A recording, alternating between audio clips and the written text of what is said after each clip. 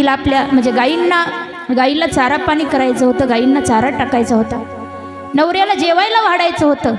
तिनं नवऱ्याचं जेवणाचं ताटही तयार केले. तेवढ्या देवाची बासरी ऐकली, बासरीचे स्वर कानावर पडले, मोहित झाली. मग जेवणाचं ताट उचललं आणि गाई पुढे नेऊन ठेवले, म्हणजे नवऱ्यासाठी तयार केलं. गाईचा चारा उचलला, गवत उचललं, नवऱ्या पुढे आणून ठेवला. ती काय गवत खाईल का? पण म्हणजे भानच राहिलं नाही, काय करत आहे, उलट काम करायला लागले.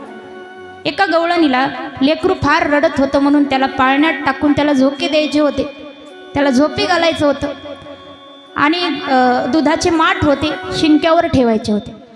देवाची बासरी ऐकली, त्या गवळणीनं लेकरू उचललं आणि शिंक्यावर ठेवले. आता लेकरू कुठं टाकायचं होतं?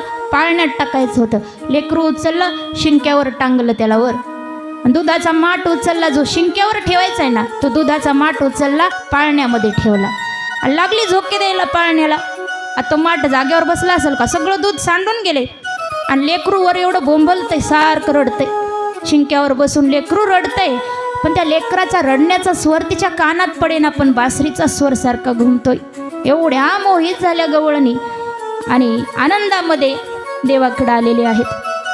तेव्हा भगवंताने जेवढ्या गवळणी आहेत तेवढी रूपं धारण केली. 6 महिन्याची एक रात्र बनवली योगमायेच्या सहाय्याने आणि कामदेव त्या ठिकाणी शस्त्र घेऊन आलेला आहे. 6 महिन्याच्या रात्रीत देवाने प्रत्येक गवळणीसोबत नाचले आहेत, गीत गायलं.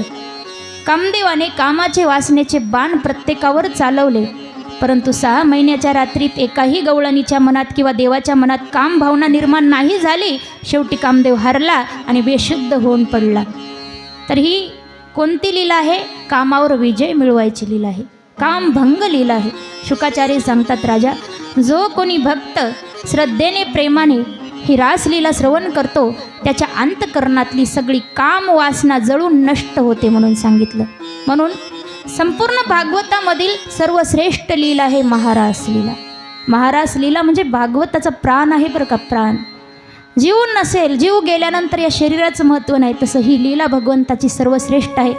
प्राणा इतकं महत्त्व या लीलेला भागवतामध्ये साधू संतांनी दिलेलं आहे. तर देवाने अशा अनेक लीला केल्या. आता देवाला गोकुळातल्या लीला संपवून आता पुढे जायचं होतं, मथुरेतल्या लीला करायच्या.